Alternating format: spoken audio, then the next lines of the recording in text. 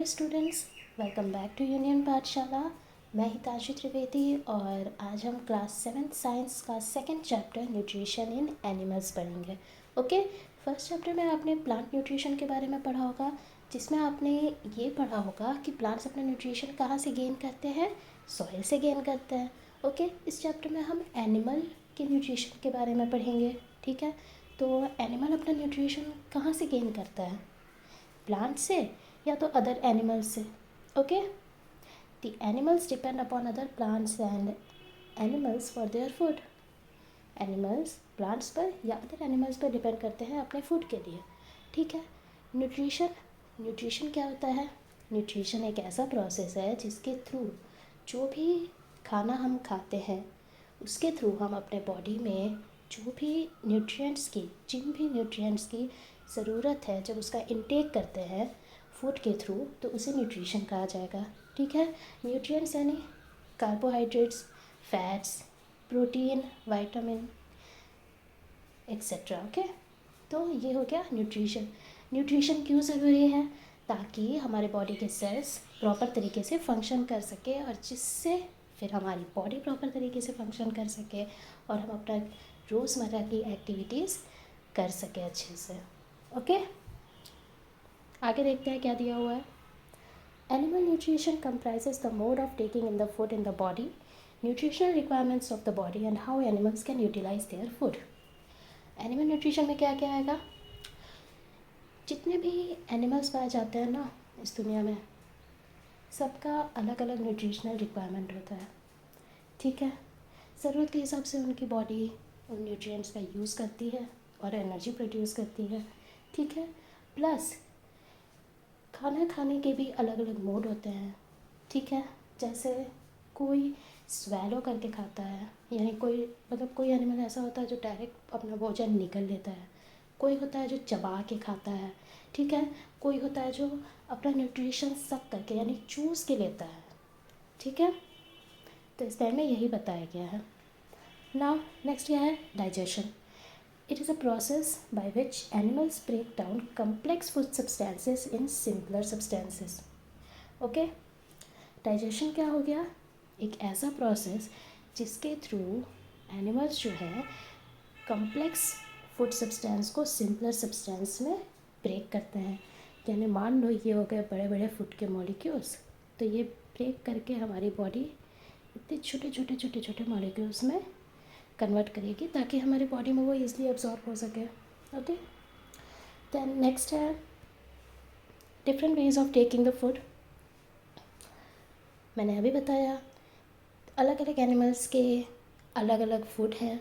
Okay, और अलग अलग तरीके से वो अपना फूड खाते हैं। ठीक है, जैसे स्नेल है, यानी जिसे आप घेंगा बोलते हैं हिंदी में, उसका फूड क्या है? ग्रास यानी घास। कैसे खाता है? चबा कर खाता है। एंट यानी चींटी, चींटी क्या खाती है? कीड़े मकोड़े खाती है। इंसेक्ट्स कैसे? स्क्रैप यानी खरोच के खाती है। ऐसे ही अलग अलग एनिमल्स होते हैं जिनका अलग अलग फूड होता है और अलग अलग फूड गेन करने के इंटेक करने के तरीके होते हैं। ठीक है, जैसे ईगल है, हमिंग बर्ड, लाइस, ये क्या खाते हैं? ईगल क्या खाती है? फ्लैश खाती है। ठीक है, फ्लैश यानी मांस जिसे हम लोग खाते हैं। ठीक है, कैसे खाती है? स्वेलो, निगल जाती है direct. Okay, then humming bird है, नेक्टार खाती है। नेक्टार यानी फूलों के रस को कहा जाता है नेक्टार। ठीक है, क्या करती है? फूलों के रस को वो चूसती है। ठीक है, सक करती है। ये उनका मोड ऑफ फीडिंग है, यानी खाना खाने का तरीका है। ठीक है, लाइस है यानी जुएँ। जुएँ क्या खाती है? ब्लड उनका न्यूट्रिशन है। हमारे बालों में जुएँ लग जाती है ना, अगर बालों को साफ़ सुथरा नहीं रखा जाए तो। ठीक है, जुएँ लग जाती है, तो जुएँ क्या खाती है? कैसे न्यूट्रिशन गेन करती है? ब्लड के थ्रू हमारे खून को चूसती है।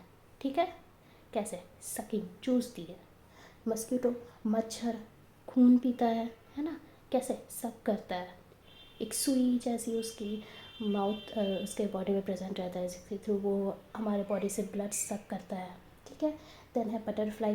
बटरफ्लाई क्या खाती है? नेक्टार, उसका फूड है नेक्टार यानी फूलों का रस। ओके, क्या करती है? सक करती, चूसती है।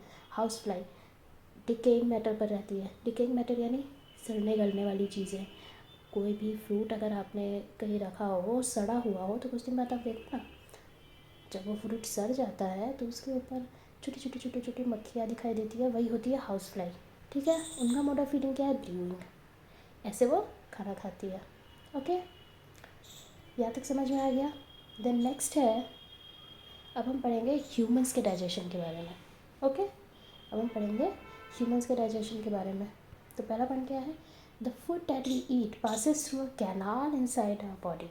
जो भी खाना हम खाते हैं वो हमारी बॉडी में एक नली के थ्रू पास होता है। ओके, वो हमारी बॉडी में, जो भी हम खाना खाते हैं वो हमारी बॉडी में एक नली के थ्रू पास होता है।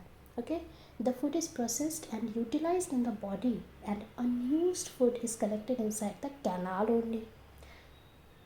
जो ये भोजन है हमारी बॉडी में गया, ओके, वो यूटिलाइज होगा, बॉडी में यूज़ होगा एनर्जी प्रोड्यूस करने में, दूसरे न्यूट्रिएंट्स को बनाने में, ठीक है, जिसकी हमारी बॉडी को ज़रूरत है।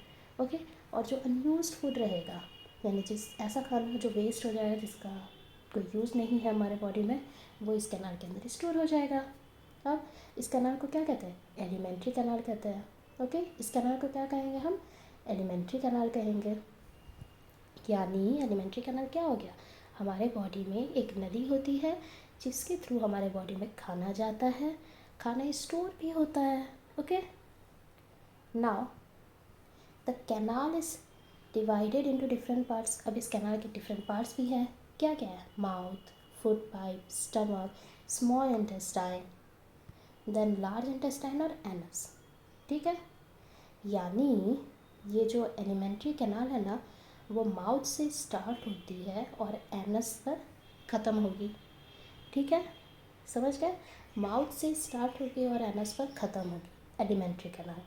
ठीक है, और ये सारे ऑर्गन से पास होते जाएगी, food pipe, stomach, small intestine, large intestine. समझ गए? देन है, ये देखो, डाइजेस्टिव ट्रैक्ट। तो सबसे पहला पार्ट है माउथ। ये देखो, माउथ के भी 4 पार्ट हैं, पैलेट, व्यूला, टंग और टीथ। पैलेट क्या होता है मैं दिखाती हूँ, रुको आपको। दिस पार्ट, ये आप देख रहे हो? जब भी अपने माउथ के अंदर आप जीभ ऊपर की तरफ सटाते हो तो कुछ हार्ड प्लेट जैसा दिखता है, यही है हार्ड पैलेट। ओके, ये आगे टाइप तो हार्ड रहता है, लेकिन आप थोड़ा पीछे जाओगे ना तो ये सॉफ्ट भी रहेगा। ठीक है, देन ये फर्स्ट पार्ट हो गया माउथ का। सेकेंड पार्ट क्या हमने पढ़ा? उव्यूला। ये बेल जैसा जो आपको दिख रहा है ना, यही है उव्यूला। ओके, देन आपको टीथ और जीभ के बारे में तो पता ही है कि टीथ और जीभ कौन सा पार्ट है। तो ये 4 पार्ट कौन से हो गए? माउथ के हो गए, पैलेट, उव्यूला, टंग और टीथ। ओके, देन है फेरिंग्स है। ओके, फिर सलीवरी ग्लैंड्स आ गए। 3 टाइप के सलीवरी ग्लैंड्स पाए जाते हैं माउथ में, सबलिंगुअल, सबमैंडिबुलर और पैरोटिड। 3 सलीवरी ग्लैंड क्या काम करते हैं? हमारे माउथ में सलाइवा का प्रोडक्शन करते हैं। सलाइवा यानी आप जिसे लार कहते हो। ओके, तो सलीवरी ग्लैंड्स क्या करता है? सलाइवा प्रोड्यूस करता है, यानी लार प्रोड्यूस करता है, जो हमारे माउथ को मॉइस्चर रखता है। ओके, दांतों को भी प्रोटेक्ट करता है, और जो भी हम खाना खाते हैं ना उसे थोड़ा गीला करता है, मॉइस्ट करता है, चबाने में उसे मदद करता है, और जो खाना हम खाते हैं उसे निकलने में भी मदद करता है। कौन? सलाइवा। कहाँ से प्रोड्यूस होता है? सलीवरी ग्लैंड से।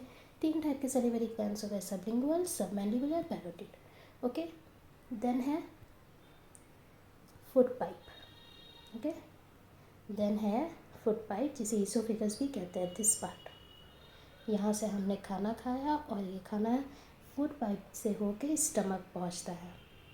ओके, ये देखो यहाँ पर स्टमक, फूड पाइप से होके खाना कहाँ पहुँचा? स्टमक में पहुँचा। ये सारे पार्ट है डाइजेस्टिव सिस्टम के। Liver, gall bladder, common bile duct, small intestine. Small intestine भी 3 पार्ट में डिवाइडेड है। देन लार्ज इंटेस्टाइन आ गया, यह पैनक्रियाटिक डक्ट है, पैनक्रियास है। फिर लार्ज इंटेस्टाइन के 5 पार्ट भी हो गए। Okay, then appendix, rectum, anus. तो हमने देखा एलिमेंट्री कैनाल यहाँ से स्टार्ट होती है। ओके, एलिमेंट्री कैनाल यहाँ से स्टार्ट होती है और जाकर यहाँ पर ख़त्म होती है। ठीक है, ये डायग्राम आप प्रैक्टिस करिएगा अपने घर पे बनाने की, क्योंकि इस डायग्राम की या तो लेबलिंग आ सकती है आपके एग्ज़ाम में, कि आपको पार्ट्स दे देंगे और आप लेबल करो कि कौन से पार्ट का नाम क्या है। देन या तो आपको डाइजेस्टिव सिस्टम ही का डायग्राम बनाने ही आ जाएगा कि आप बनाओ। ओके, तो ये है डाइजेस्टिव ट्रैक्ट, इसके बारे में हम एक एक पार्ट करके आगे पढ़ते हैं। तो सबसे पहले क्या दिया हुआ है, there are 3 glands associated with the alimentary canal that secrete digestive juices that are used to convert complex food into simpler food। ठीक है, डाइजेस्टिव ट्रैक्ट से, एलिमेंट्री कैनाल से 3 ग्लैंड जुड़े हुए होते हैं जो कि डाइजेस्टिव जूस सिक्रीट करता है। डाइजेस्टिव जूस क्या है, ऐसे जूस जो फूड के डाइजेशन में हेल्प करते हैं, कम्प्लेक्स मॉलिक्यूल्स को, फूड के कम्प्लेक्स मॉलिक्यूल्स को सिंपल मॉलिक्यूल्स में ब्रेक करने में, तोड़ने में मदद करते हैं, वो होता है डाइजेस्टिव जूस। ओके, वो 3 ग्लैंड कौन कौन से हैं, liver, pancreas, salivary glands. Okay, 3 gland कौन कौन से, लीवर, पैनक्रियास और सलीवरी ग्लैंड्स। ओके, देन है डाइजेस्टिव सिस्टम। हमने देख लिया डाइजेशन क्या है, फूड का कम्प्लेक्स मॉलिक्यूल से सिंपल मॉलिक्यूल्स में ब्रेक डाउन करना, ब्रेक डाउन होना, वो हो गया डाइजेशन। अब डाइजेस्टिव सिस्टम देखते हैं क्या है। Alimentary canal and the digestive glands together form a system in the human body which is responsible for digestion of food in the body. इसी सिस्टम को डाइजेस्टिव सिस्टम कहते हैं। तो डाइजेस्टिव सिस्टम क्या हो गया, alimentary canal plus digestive glands is equal to digestion of food. ठीक है, ये हो गया डाइजेस्टिव सिस्टम, यानी एलिमेंट्री कैनाल और डाइजेस्टिव ग्लैंड्स मिलकर हम जो भी खाना खाते हैं उसे हमारी बॉडी में डाइजेस्ट करने में मदद करता है, वो सिस्टम डाइजेस्टिव सिस्टम हुआ। ओके, देन नेक्स्ट दिया हुआ है माउथ के बारे में, जिसे अदर लैंग्वेज में बकल कैविटी भी कहेंगे। ठीक है, अदर वर्ड्स में बकल कैविटी भी कहेंगे। तो माउथ के क्या क्या पार्ट है, आउटर लिप, ठीक है, देन हार्ड पैलेट, ये तो माउथ के अंदर का पार्ट हो गया, आप जानते ही हो। Palatine tonsil, this part, palatine tonsil, tonsil की किसी किसी को प्रॉब्लम रहती है, आपने सुना होगा शायद। ठीक है, कुछ ठंडा खाने की वजह से टॉन्सिल्स में सूजन आ जाती है तो बहुत प्रॉब्लम होती है ना। देन जिंजीवी, जिसे गम्स कहा जाता है ना, यानी मसूड़े, मसूड़े कहते हैं जिसे। चीक्स यानी गाल। ओके, देन आ गया यहाँ पर इनर लिप, जिंजीवी, फिर से गम्स यहाँ पर आ जाएंगे। Ventral side of tongue, this part, और माउथ का फ्लोर। ठीक है, तो ये हो गया बकल कैविटी के पार्ट, माउथ के पार्ट। ठीक है, ये डायग्राम भी आप अच्छे से याद रखिएगा। अब नेक्स्ट क्या है, नेक्स्ट हम पढ़ेंगे इंजेशन के बारे में। ठीक है, तो इंजेशन क्या हुआ, the process of taking in food through the mouth is called ingestion. हमने खाना लिया और खाना अपने मुंह में डाला, वो हो गया इंजेशन। ठीक है, डाइजेशन के 5 प्रोसेस होते हैं। ठीक है, डाइजेस्टिव सिस्टम में 5 प्रोसेस होते हैं, जिसमें से सबसे पहला प्रोसेस है इंजेशन, यानी जब हमने खाना अपने मुंह में डाला। ठीक है, वो हो गया इंजेशन। नेक्स्ट क्या है, the food is chewed with the help of teeth, saliva and the tongue present in the mouth. अब खाना जो है हमारे माउथ के अंदर प्रेजेंट दांत, सलाइवा जो कि सलाइवरी ग्लैंड सिक्रेट कर रहे थे, और जीभ की मदद से उस खाने को हम चबाते हैं अपने माउथ में। ठीक है, इसके बाद the salivary glands present in our mouth secrete saliva which mixes with the food, moist it and breaks the starch present in food into sugar। सलीवरी glands ने जो सलाइवा सिक्रेट किया वो खाने के साथ मिक्स हुआ। ठीक है, उस खाने को गीला किया, मॉइस्ट किया। ठीक है, और इस खाने में अगर कुछ स्टार्च प्रेजेंट है, स्टार्च प्रेजेंट है तो उसे तोड़कर शुगर में कन्वर्ट कर दिया। ठीक है, तो इससे आप ये समझ सकते हैं कि डाइजेशन का प्रोसेस, अगर आप ऐसा सोचते होंगे कि डाइजेशन तो अरे पेट में जाएगा तब खाना पचना चालू होगा, नहीं, ऐसा नहीं होता है। आपने खाना मुंह में डाला, आप खाना चबा रहे हो, डाइजेशन वहीं से स्टार्ट हो जाता है। ओके, तो डाइजेशन कहाँ से स्टार्ट हुआ? माउथ से स्टार्ट हुआ, ठीक है। माउथ से कैसे स्टार्ट हुआ? जो सलाइवा होता है माउथ में, वो खाने में प्रेजेंट स्टार्च को शुगर में कन्वर्ट कर देता है, ठीक है। तो यहाँ से डाइजेशन का पहला प्रोसेस स्टार्ट हो गया। देन नेक्स्ट है, ये तो सलिवरी ग्लैंड्स का काम था, ठीक है। नेक्स्ट है टंग। जीभ का क्या काम है भाई? जीभ क्या करती है? Helps in mixing the food with saliva and helps in swallowing it inside the mouth. तो टंग क्या करती है? खाने को मिक्स करने में काम करती है सलाइवा के साथ, ठीक है, और उसे निगलने में भी मदद करती है, ठीक है। जो खाना हम खा रहे हैं वो सलाइवा के साथ मिक्स हो रहा है और हम उस खाने को निगल रहे हैं किसके थ्रू? टंग के थ्रू, ठीक है। It also has taste birds which help in identifying the taste of anything that we eat. अब जीभ पर कुछ टेस्ट बड्स भी प्रेजेंट रहते हैं, ओके। टेस्ट बड प्रेजेंट रहते हैं, ये क्या करते हैं?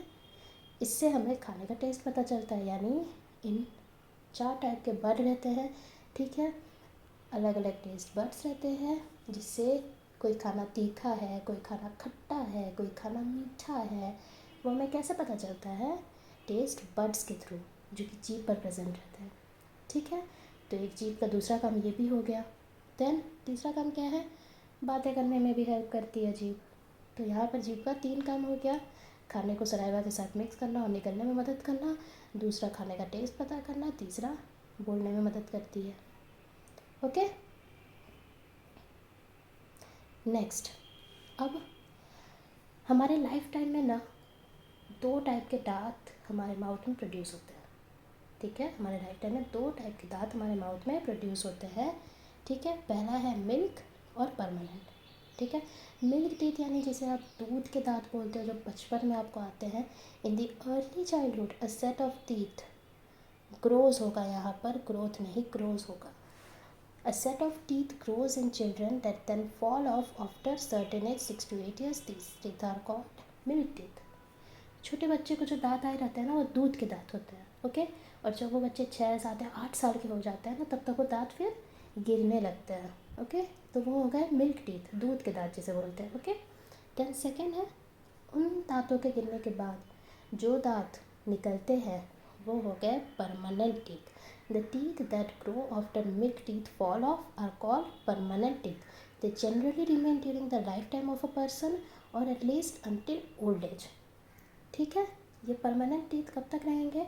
जब तक हम या तो ज़िंदा है तब तक, या तो हमारे बुढ़ापे तक, क्योंकि बुढ़ापे तक तो दांत गिरने ही लगता है, ठीक है।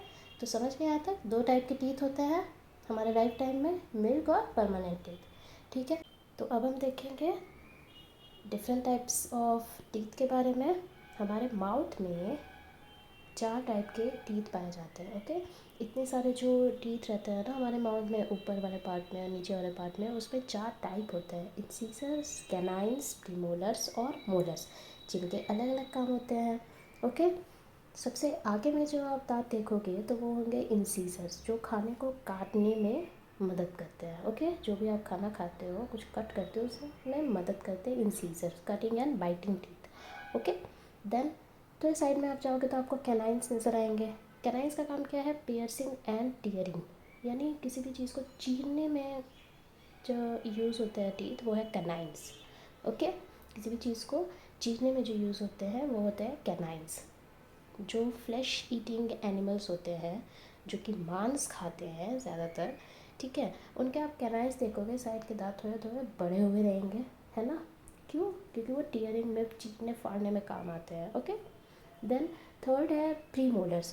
प्रीमोलर्स, इनका क्या काम है? ग्राइंडिंग एंड च्यूइंग टीथ, यानी खाने को पीसने में, ग्राइंड करने में मदद करता है। और देन आ गया लास्ट मोलर्स, इनका भी खाने को ग्राइंड करने का ही काम है, और ये जनरली अडल्ट में निकलता है, ओके। जब हम अडल्ट में पहुँचते हैं तब ये टीथ हमें आता है, ओके।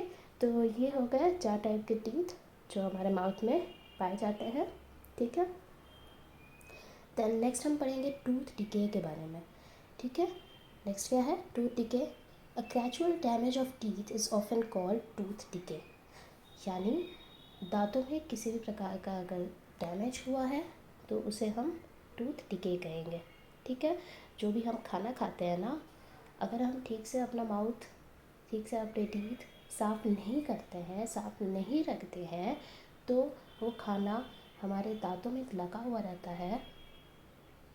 ओके, तो उसकी वजह से जो माउथ में बैक्टीरिया प्रेजेंट होते हैं ना, वो उस खाने पर एक्ट करते हैं और कुछ एसिड रिलीज़ करते हैं। ओके, और उस एसिड से हमारे दांतों को बहुत नुकसान होता है, इससे दांत डैमेज होते हैं और उसे ही टूथ डिके कहते हैं। ठीक है, चलिए पढ़ते हैं आगे। The main cause of tooth decay is the presence of bacteria in the mouth that grow if we do not keep our mouth and teeth clean. ठीक है, टूथ डिके का मेन कॉज क्या है? अगर हम खाना खाने के बाद अपना मुंह और अपने दांत ठीक से अगर साफ नहीं करते हैं, तो जो माउथ में बैक्टीरिया प्रेजेंट होते हैं उनके ग्रोथ के वजह से ही टूथ डिके होता है।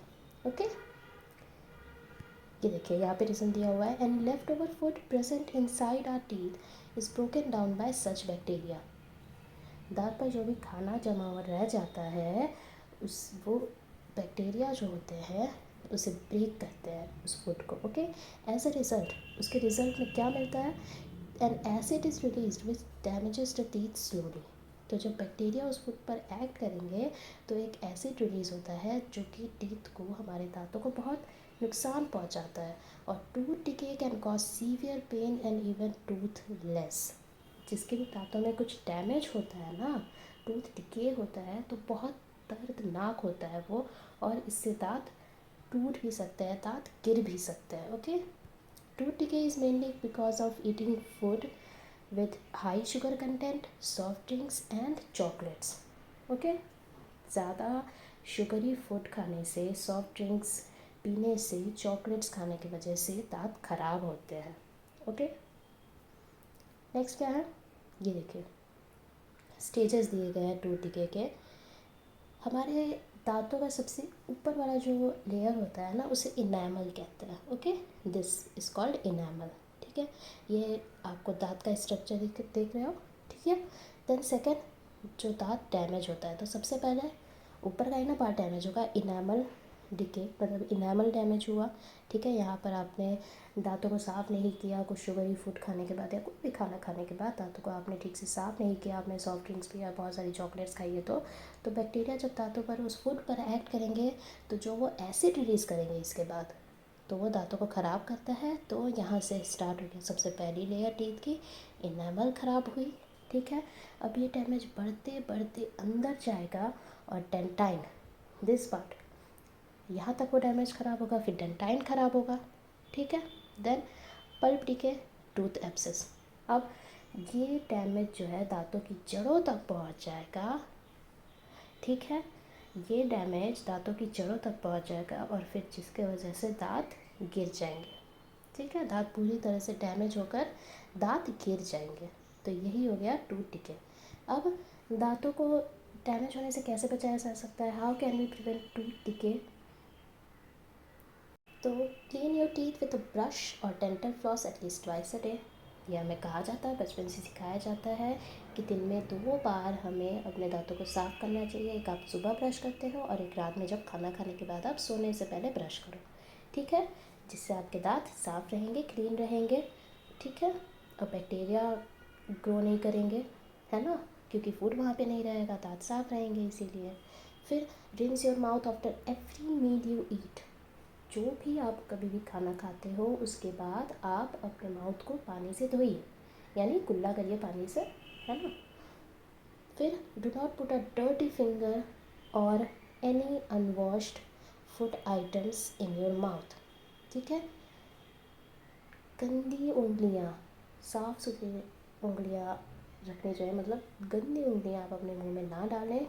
ओके, और अनवॉश्ड फूड आइटम्स, यानी जो भी खाने की चीज़ आप खा रहे हो उसे अच्छे से साफ़ करके खाओ। मान लो फ्रूट्स आप अगर खा रहे हो तो अच्छे से साफ़ करके खाओ उसे।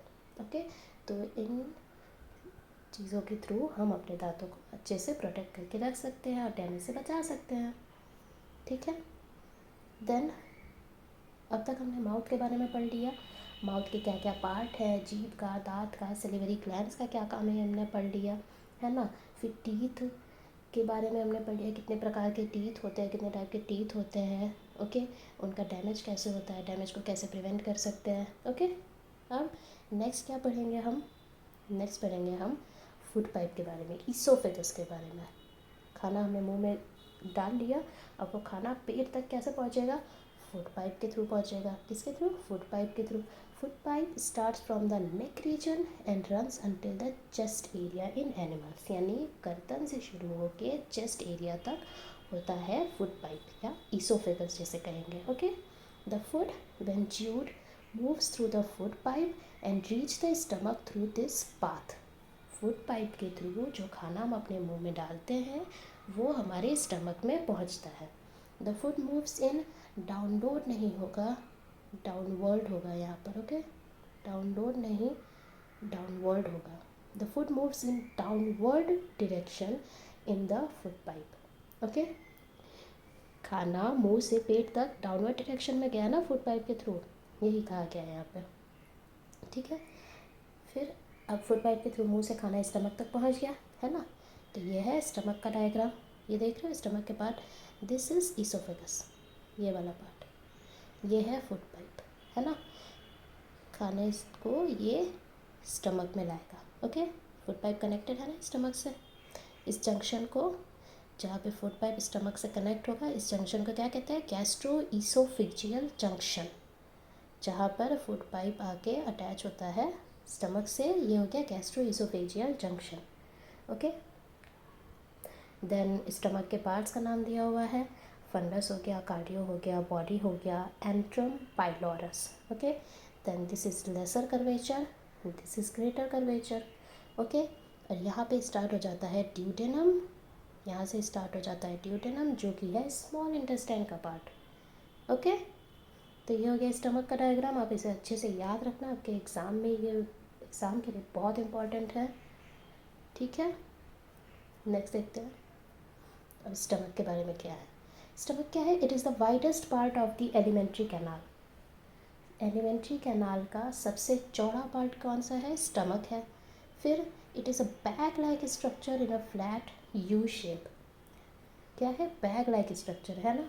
बैग जैसा तो स्ट्रक्चर है ही, यू शेप का भी है ना, यू शेप का तो है ना, यही कहा गया इस लाइन में, bag like structure in a flat U shape. The stomach is connected with the food pipe and small intestine. हाँ बिल्कुल, स्टमक जो है फूड पाइप से, यहाँ फूड पाइप से कनेक्टेड है, और ये स्मॉल इंटेस्टाइन यहाँ पे स्टार्ट है, स्मॉल इंटेस्टाइन से भी कनेक्टेड है ना। देन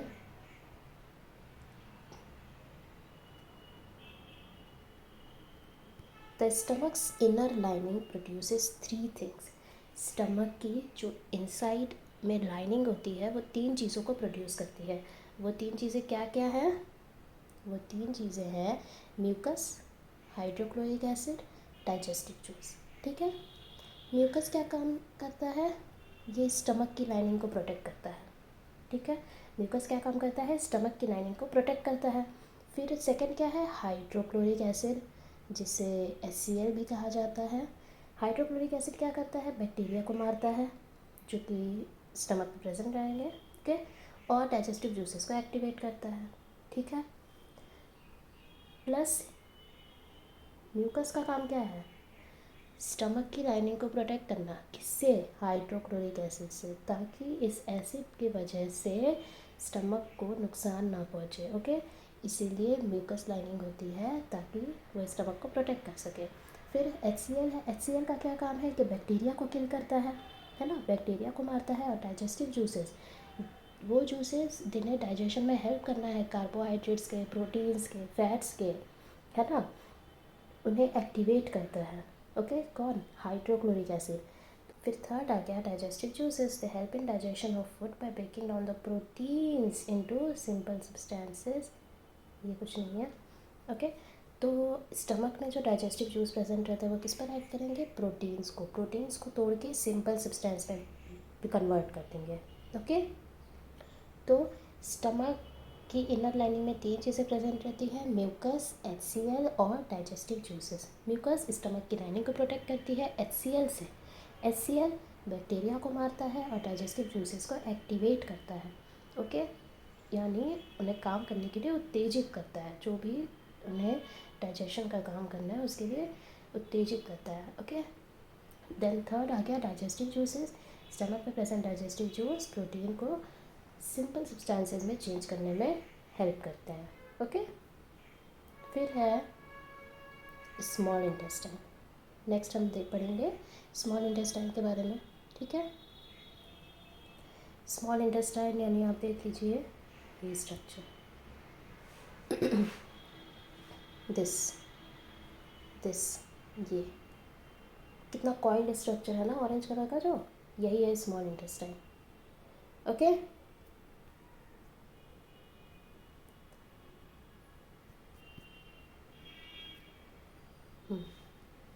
तो small intestine it is a highly coiled structure, बहुत ही ज़्यादा उसमें कॉइलिंग है, ऐसे ऐसे ऐसे ऐसे स्ट्रक्चर है ना। फिर the length of small intestine is almost 7.5 metre. कितना बड़ा है स्मॉल इंटेस्टाइन, 7.5 मीटर का है। तो स्मॉल इंटेस्टाइन के नाम पर मत जाइएगा, small intestine is actually not small.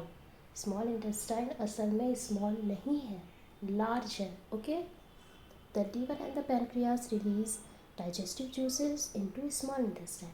Okay, liver और पैनक्रियास क्या करते हैं, स्मॉल इंटेस्टाइन में डाइजेस्टिव जूसेस को रिलीज़ करते हैं। ठीक है, फिर the inner lining of intestine also secrete some digestive juices. अब स्मॉल इंटेस्टाइन की इनर लाइनिंग जो है वो भी कुछ डाइजेस्टिव जूसेस रिलीज़ करती है। ओके, तो स्टमक में प्रोटीन का डाइजेशन हुआ। ओके, फिर खाना जब स्मॉल इंटेस्टाइन में पहुंचा तो स्मॉल इंटेस्टाइन की लाइनिंग से कुछ डाइजेस्टिव जूसेस रिलीज़ हुए।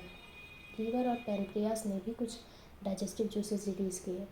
तो अब क्या होगा, स्मॉल इंटेस्टाइन में कार्बोहाइड्रेट ग्लूकोज में चेंज होंगे। ठीक है, फैट्स फैटी एसिड में कन्वर्ट होंगे, प्रोटीन्स अमीनो एसिड में कन्वर्ट होंगे। ठीक है, carbohydrates complex substances simple substances में चेंज होंगे, फैट्स फैटी एसिड में चेंज हो जाएंगे, प्रोटीन्स अमीनो एसिड में चेंज हो जाएंगे ताकि वो बॉडी में अच्छे से एब्जॉर्ब हो सके। ओके, फिर अब है लीवर। लीवर क्या है, it is a gland reddish brown in colour. कैसा कलर है, रेडिश ब्राउन, यानी रेड और ब्राउन कलर का मिक्सचर है। Okay, then it is known as largest gland of human body. Largest gland of human body कौन सा है, liver. Okay, largest gland of human body is liver. Then it secretes a digestive juice जिसे bile कहा जाता है। ठीक है, liver जो डाइजेस्टिव जूस को रिलीज़ करता है, सिक्रीट करता है, उसका नाम क्या है, bile. Okay, the bile juice is stored in the gall bladder. अब बाइल जूस जो है वो कहाँ स्टोर हो जाएगा, गॉल ब्लैडर में स्टोर हो जाएगा। ये देखिए यहाँ, ये है लीवर। ओके, ये है liver, this reddish brown colour का, और ये है गॉल ब्लैडर। लीवर जो बाइल सिक्रीट करेगा वो यहाँ गॉल ब्लैडर में जाके स्टोर हो जाएगा। ओके, लीवर जो बाइल रिलीज़ करेगा वो कहाँ स्टोर होगा, गॉल ब्लैडर में रिलीज़ होगा, गॉल ब्लैडर में स्टोर होगा। ओके, देन बाइल जूस का काम क्या है, bile juice makes it possible for the body to digest fats. Stomach के डाइजेस्टिव जूस प्रोटीन पर एक्ट करते हैं।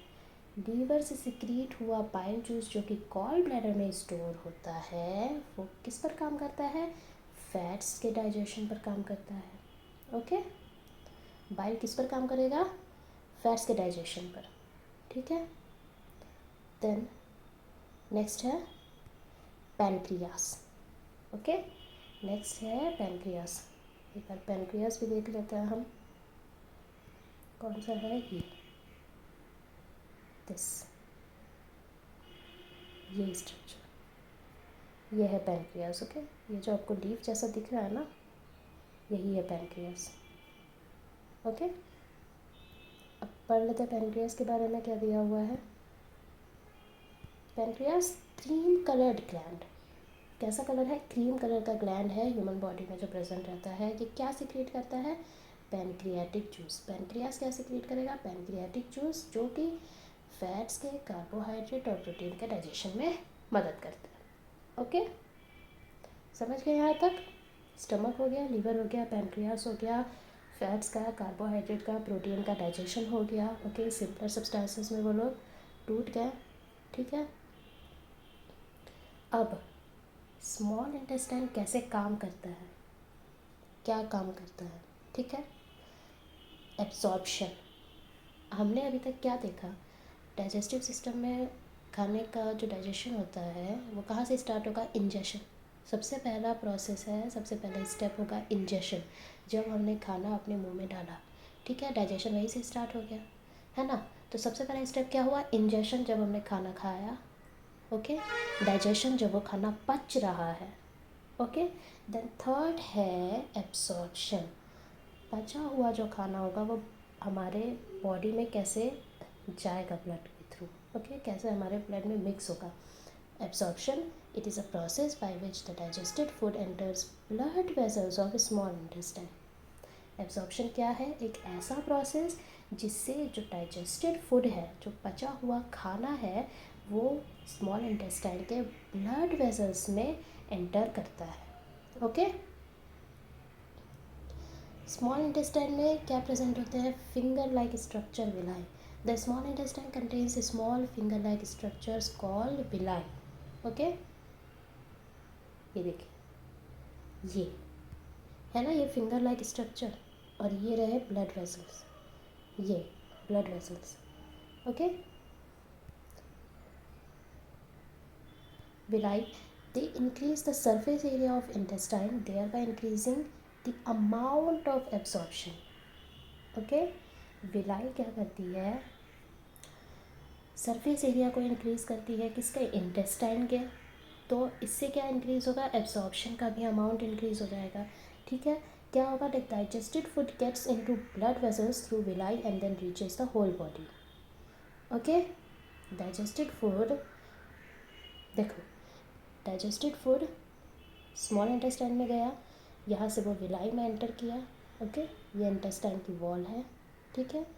यहाँ से खाना गया, विलाई में एंटर हुआ, ओके, और ये ब्लड वेसल्स में मिल जाएगा। एब्जॉर्ब फूड जो है ये ब्लड वेसल्स में मिल जाएगा, और यहाँ से जो एब्जॉर्ब फूड है, जो भी न्यूट्रिएंट्स मिलेंगे हमें फूड के, वो हमारी पूरी बॉडी तक, सब बॉडी के सारे सेल्स तक पहुँच जाएंगे, ओके।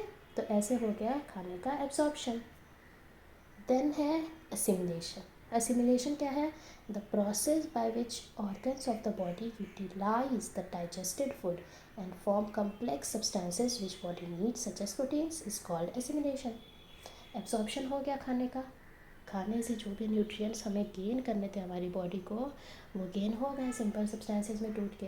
अब एसिमिलेशन में क्या होगा, जब वो न्यूट्रिएंट्स हमारे बॉडी में सेल्स तक पहुंच गए, सब जगह अच्छे से पहुंच गए, तो अब हमारी बॉडी क्या करेगी, उन न्यूट्रिएंट्स को यूज़ करके वो कम्प्लेक्स सब्सटेंसेस को बनाएगी जिसकी हमारे बॉडी को ज़रूरत है, ठीक है।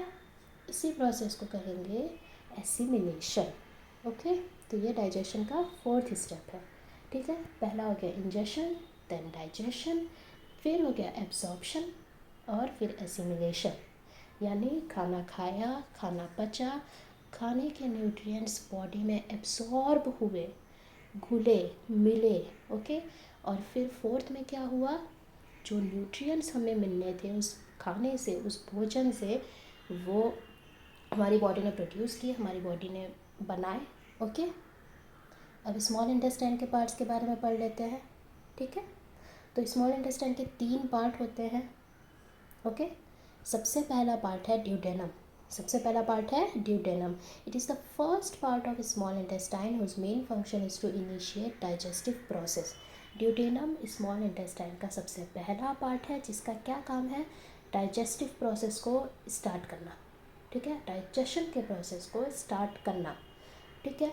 In this process the food that enters the small intestine from stomach is mixed with digestive juices, किसके किसके, बाइल और pancreatic, and is further broken down into simpler substances. यानी ड्यूडेनम स्मॉल इंटेस्टाइन का पहला पार्ट है जहाँ पे digestive processes start होते हैं, जिसका मेन काम यही है कि डाइजेस्टिव प्रोसेसेस को स्टार्ट करना। अब इस प्रोसेस में क्या होता है, स्टमक से जो भी खाना स्मॉल इंटेस्टाइन में पहुंचता है वो डाइजेस्टिव जूसेस से मिक्स होता है, ओके। वो डाइजेस्टिव जूसेस से मिक्स होता है, किसके डाइजेस्टिव जूसेस से, जो बाइल है और जो पैनक्रियास ने डाइजेस्टिव जूस रिलीज़ किया है, यानी पैनक्रियाटिक जूस जिसे बोलते हैं, पैनक्रियास के द्वारा रिलीज़ किया गया, उससे मिक्स होगा फूड, ओके, और फिर वो सिंपलर सब्सटेंसेस में टूट जाएगा स्मॉल इंटेस्टाइन में, ओके, ठीक है। देन सेकेंड पार्ट क्या है? जेजुनम। सेकेंड पार्ट क्या है? जेजुनम। ये है मिडल पार्ट स्मॉल इंटेस्टाइन का, जिसमें विदाई होती है और फिर यहीं पे होगा खाने का एब्जॉर्प्शन और एसिमिलेशन।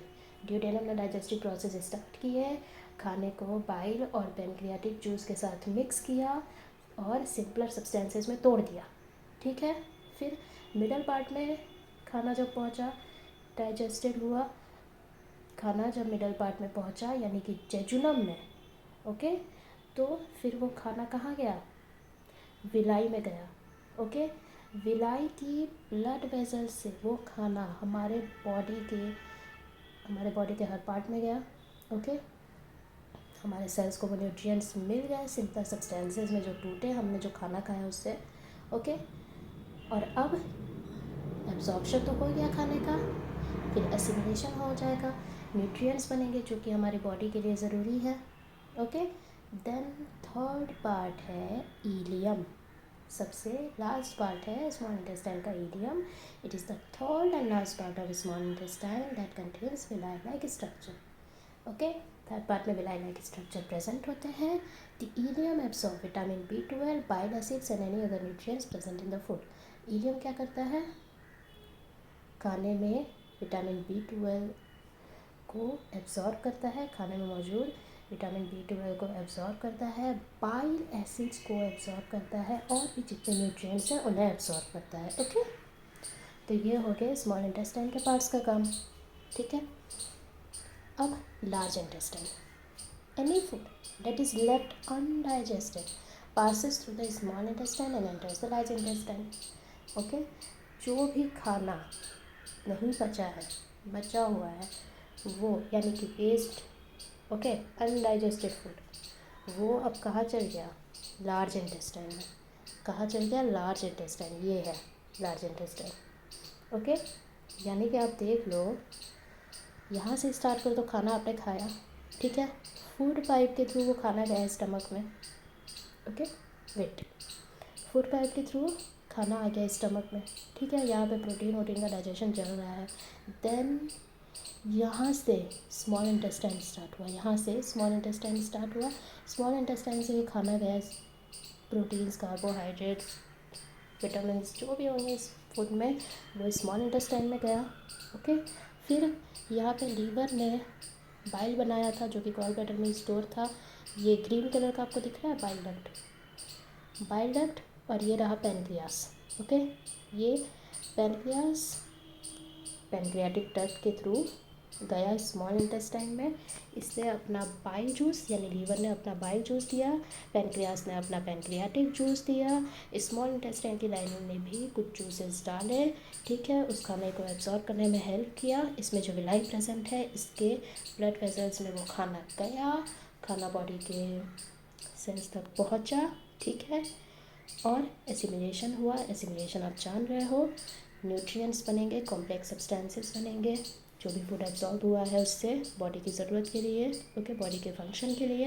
देन अब यहाँ पर जो बचा हुआ अनडाइजेस्टेड फूड है, यानी जो खाना नहीं पचा है, ओके, ये जाएगा लार्ज इंटेस्टाइन, इस पार्ट में, ओके, ये जाएगा लार्ज इंटेस्टाइन में, ठीक है। इसके बाद देखते हैं क्या होता है।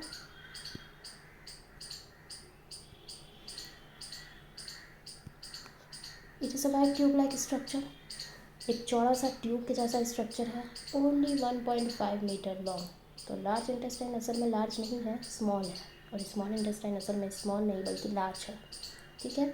स्मॉल इंटेस्टाइन का लेंथ कितना था? 7.5। लार्ज इंटेस्टाइन का कितना है? 1.5 metre only, okay. The main function of large intestine is to absorb water and salts from the undigested food. अब जो खाना नहीं पचा है उसमें से जो भी सॉल्ट्स या वाटर होंगे ना, उसको एब्सॉर्ब कर लेगा। कौन? Large intestine. ठीक है। स्मॉल इंटेस्टाइन ने क्या काम किया? सारे खाने के न्यूट्रिएंट्स को सिंपल सब्सटेंसेस से तोड़ दिया, एब्सॉर्ब कर लिया, ओके, एसिमिलेट कर दिया। ठीक है। बचा हुआ खाना लार्ज इंटेस्टाइन को भेज दिया, लार्ज इंटेस्टाइन उसमें से वाटर और सॉल्ट्स को निकाल लेगा। ठीक है। अब उसमें से जो वेस्ट बच गया, the rest of the waste undigested food passes through the rectum. ठीक है। बचा हुआ जो खाना होगा, अब इसमें से जो कुछ भी बच गया है वो वेस्ट हो गया। ओके। उसका कोई काम नहीं है बॉडी से, वो रेक्टम में स्टोर होगा। ओके। वो कहाँ स्टोर होगा? रेक्टम में स्टोर होगा। ये देखो यहाँ, ओके, रेक्टम में स्टोर होगा। ठीक है। और इसके बाद कुछ समय तक स्टोर होने के बाद इजेक्शन के थ्रू वो हमारे बॉडी से बाहर निकल जाएगा। यानी the process by which the waste undigested food the faecal matter, जिसे पॉटी बोला जाता है, faecal matter, get out of the body through anus. Okay. तो वेस्ट फूड अब जो बच गया, सारे न्यूट्रिएंट्स एब्सॉर्ब कर लेने के बाद वो हमारी बॉडी से एनस के थ्रू बाहर निकल जाता है, और ये हो गया इजेक्शन। ओके। ये हो गया इजेक्शन। ठीक है। ये देखो, ये एनस, इसके थ्रू अनडाइजेस्टेड फूड बाहर निकल जाएगा। ठीक है। यहाँ तक समझ में आ गया? इंजेक्शन हुआ, खाना खाया हमने, वो खाना डाइजेस्ट हुआ, फिर उसमें जो सिंपल सब्सटेंसेस में खाना वो कन्वर्ट हुआ था, वो हमारी बॉडी में एब्जॉर्ब हुआ, फिर एसिमिलेशन हुआ, न्यूट्रिएंट्स बने उस खाने से, उसके बाद फिर लार्ज इंटेस्टाइन में जाके उस बचे हुए अनडाइजेस्टेड फूड में से जितने भी वाटर और सॉल्ट्स थे वो लार्ज इंटेस्टाइन के थ्रू एब्सॉर्ब कर लिए गए। ओके। और फिर उसमें से जो वेस्ट बचा वो रेक्टम में स्टोर हुआ कुछ समय तक, और फिर बाद में एनएस के थ्रू हमारी बॉडी से बाहर निकल गया, जिससे इजेक्शन कहेंगे। ओके। समझ गए आप लोग यहाँ तक? अब हमारा नेक्स्ट टॉपिक है डायरिया। ओके। डायरिया क्या है? जिसे आप पेट खराब होना कहते हो। A condition when watery stools appear frequently is called diarrhoea. Stool मतलब वो टेबल चेयर वाला स्टूल मत समझना, पॉटी कहा जाता है जिसे, दैट इज़ स्टूल। ओके। जब किसी का पेट खराब होता है तो उसे पतली पतली पॉटी होती है ना, वाटर जैसा है, तो उसे ही डायरिया कहा जाता है। फूड पॉइजनिंग एंड इन्फेक्शन, ये दो रीज़न है जिससे डायरिया हो सकता है। फूड पॉइजनिंग यानी कोई भी कंटेमिनेटेड फूड, चाहे वो बैक्टीरिया से, वायरस से, या किसी भी प्रोटोजोन से कंटेमिनेट हो गया, यानी गंदा हो गया है। ओके। ठीक है। या फिर वो कच्चा रह गया है, जैसे आप कुछ नॉनवेज खा रहे हो और वो कच्चा रह गया है, ठीक से नहीं पका है, तो उसकी वजह से भी फूड पॉइजनिंग होती है। या किसी फूड से आपको इन्फेक्शन हो गया तो उसके वजह से डायरिया हो जाएगा। ओके। ये बहुत ही सीरियस डिजीज़ है, और इस डिजीज़ के कारण लोगों की डेथ भी हो सकती है। ठीक है। अगर सही समय पर उसे इलाज ना मिला तो क्यों डेथ हो जाएगी? क्योंकि इसमें बहुत सारे वाटर और सॉल्ट्स का लॉस हो जाता है हमारे बॉडी से। ठीक है। बहुत सारे वाटर और सॉल्ट्स का लॉस हो जाता है हमारे बॉडी से, जिसकी वजह से हमारी जान भी जा सकती है। ओके। जैसे डायरिया होता है, उसे क्या ORS सॉल्यूशन आपने सुना है? ORS सॉल्यूशन दिया जाता है ना, शुगर या सॉल्ट मिलाकर पेशेंट्स को जिन्हें डायरिया हो जाता है। क्यों? ताकि उनके बॉडी से जो वाटर लॉस हो रहा है उसे मेंटेन किया जा सके। ओके। तो ये हो गया डायरिया।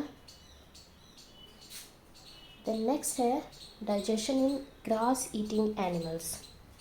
ओके। यानी घास खाने वाले जानवरों, यानी हर्बीवोर्स जिसे हम कहेंगे, जो घास या फूल पत्तियाँ पेड़ पौधे खाते हैं।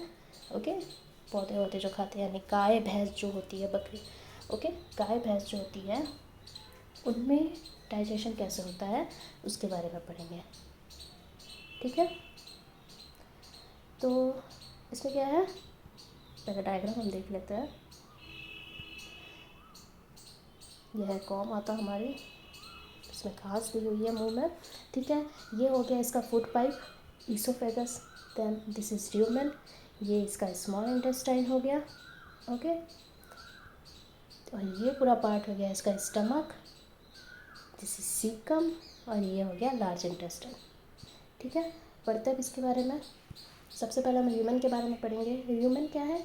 Sac like structure. सैक यानी बैग जैसा कहा जाता है, पाउच जैसा कहा जाता है जिसे। Sac like structure present between the food pipe and small intestine in grass eating animals like cows and buffaloes. तो ह्यूमन क्या हुआ? एक बैग जैसा स्ट्रक्चर जो कि फूड पाइप से स्मॉल इंटेस्टाइन के बीच में प्रेजेंट होता है। फूड पाइप से स्मॉल इंटेस्टाइन के बीच में प्रेजेंट हो गया this part, this is called rumen, okay.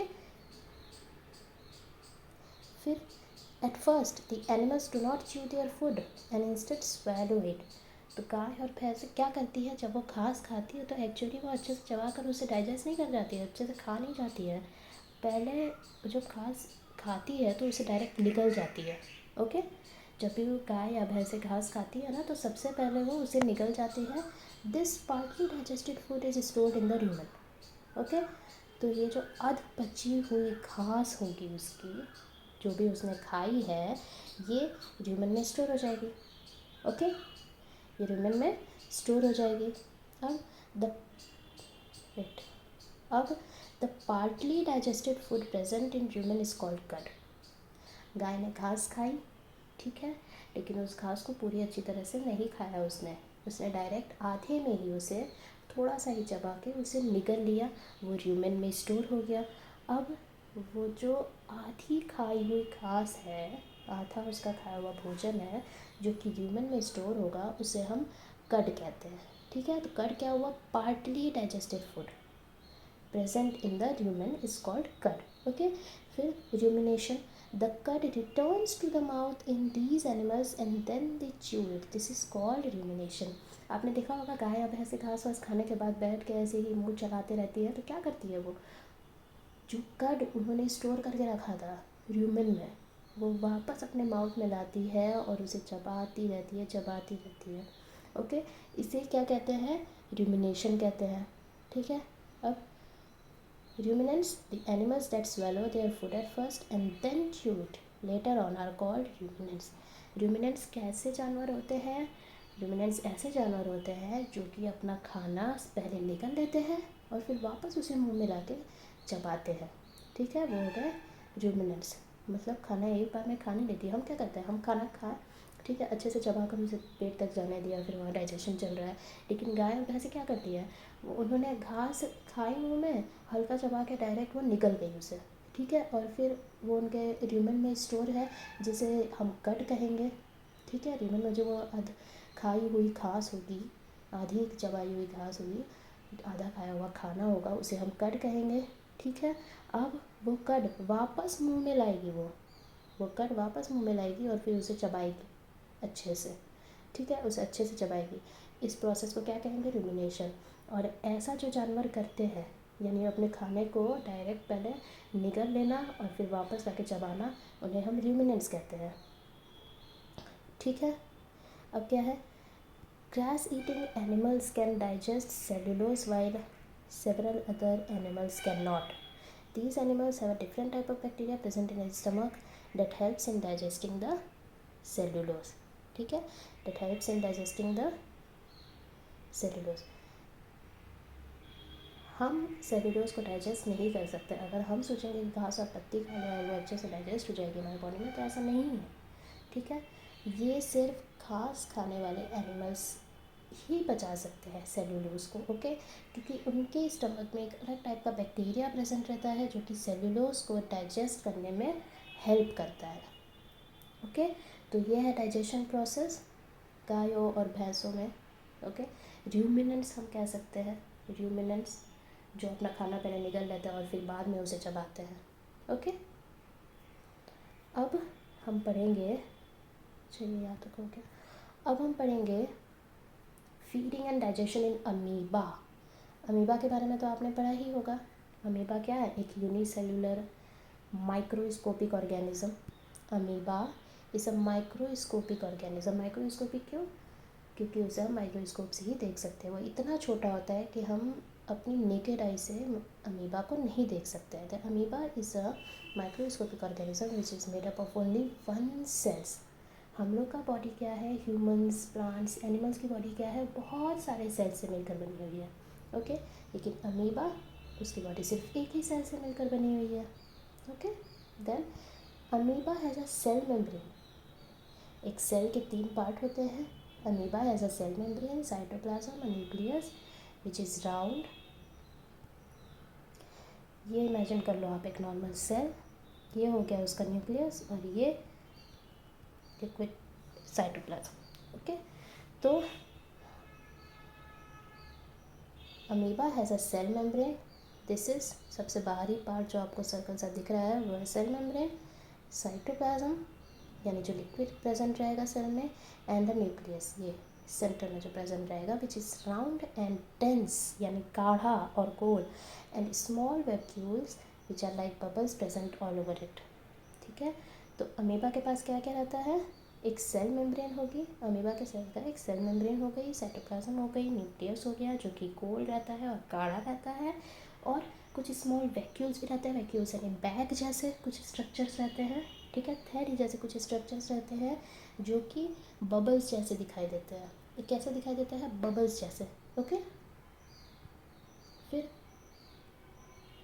Next है the amoeba is capable of changing its shape and position on its own. बिल्कुल, अमीबा का कोई एक डेफिनेट शेप नहीं होता है, वो किसी भी शेप की हो सकती है। ओके, किसी भी शेप की हो सकती है। Okay, amoeba is capable of changing its shape and position on its own.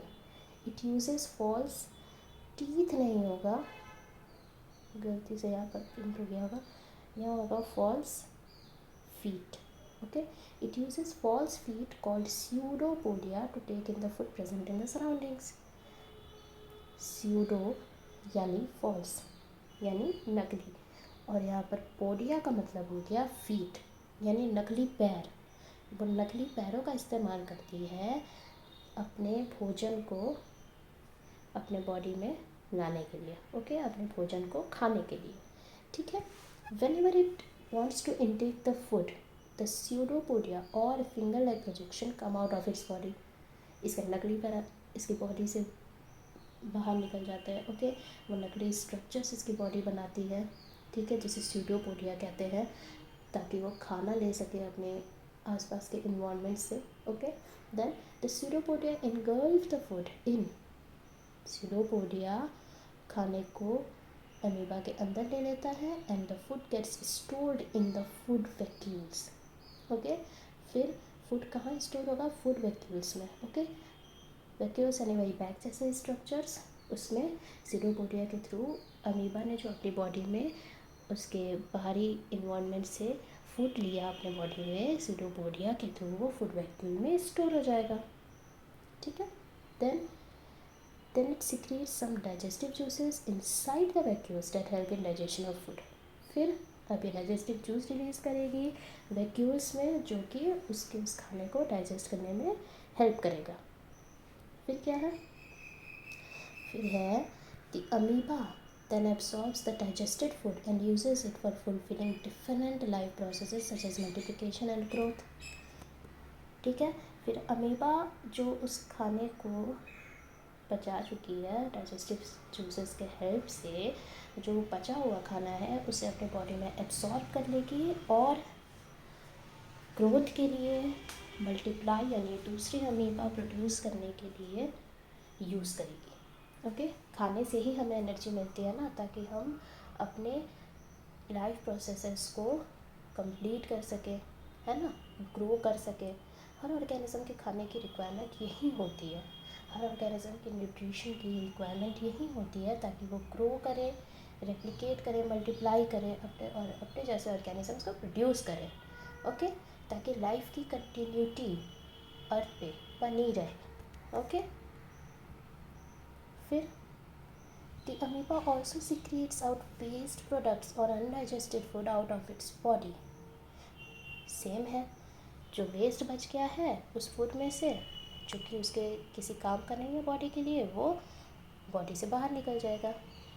ये देखिए यहाँ पर दिया हुआ है, ये हो गई अमीबा, ठीक है। ये ब्लू कलर का हो गया फूड। अब ये इसने बनाई सीडोपोडिया, ओके। ये रहा इसका साइटोप्लाज्म, ये है न्यूक्लियस, बीच में गोल सा जो दिखाई दे रहा है, और आउटर मेम्ब्रेन जो आपको दिख रही है ना, ये आउटर कवरिंग, ये है सेल मेम्ब्रेन, ओके। अब अमीबा के सामने एक फूड मटेरियल है, उसने क्या किया, उसने बनाए अपनी बॉडी से फॉल्स फीट, नकली पैर बना लिए, जिसे हम सीडोपोडिया कहेंगे, ठीक है। अब उसने क्या किया, धीरे धीरे ये पैर जो है ये फूड के अराउंड हो गया, ओके। अब फूड क्या हो गया, बॉडी के अंदर आ गया अमीबा के, ओके।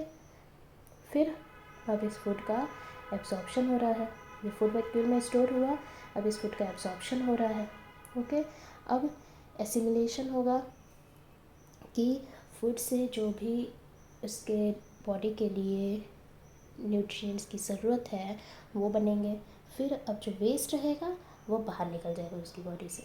तो यहाँ पे इंजेक्शन हुआ, फूड को उसने अपनी बॉडी में लिया, डाइजेशन हो रहा है, सिंपलर सब्सटेंसेस में ब्रेक हो रहा है कॉम्प्लेक्स सब्सटेंस, ओके। फिर एब्जॉर्प्शन हो रहा है, उसकी बॉडी में जो डाइजेस्टेड फूड है वो मिल रहा है, okay. Then assimilation, important nutrients जिसकी रिक्वायरमेंट है उसकी बॉडी को वो बन रहे हैं, और उसमें से जो वेस्ट बच गया, अब जो उसकी बॉडी के किसी काम का नहीं है, जो उसका किसी काम का नहीं है, वो इंजेक्शन के थ्रू उसकी बॉडी से बाहर हो गया।